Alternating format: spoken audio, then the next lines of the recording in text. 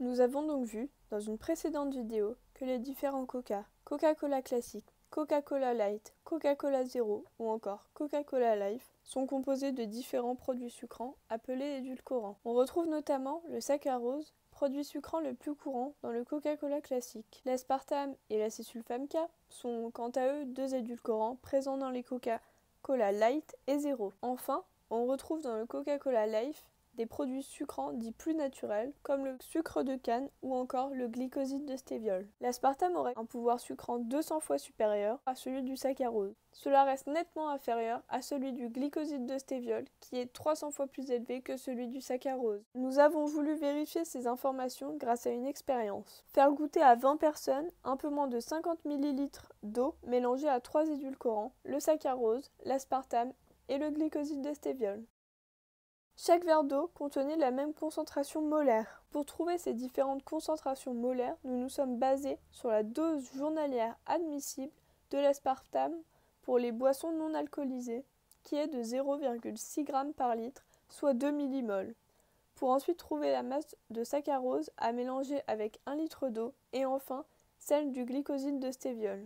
Nous avons réalisé un tableau pour organiser le déroulement de l'expérience et pour pouvoir y renseigner les résultats. Dans la colonne de droite, on indiquait quel mélange correspondait à quel gobelet. Nous avions 3 différents ordres de mélange, ADBC, CBAD et DCAB. A représentant le saccharose, B l'aspartame, C le stéviol et D l'eau. Nous avons nommé de la même manière nos bouteilles contenant les mélanges. Ainsi, il était plus facile de réaliser l'expérience et les personnes n'étaient pas influencées par le nom du mélange de la boisson.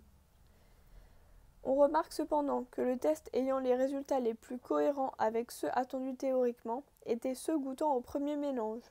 Or, le premier test est celui où le stéviol était goûté en dernier. En effet, c'est le seul test où des résultats étaient exacts. C'est aussi ce groupe de testeurs qui avait le moins de confusion avec les goûts sucrés des 3 autres solutions.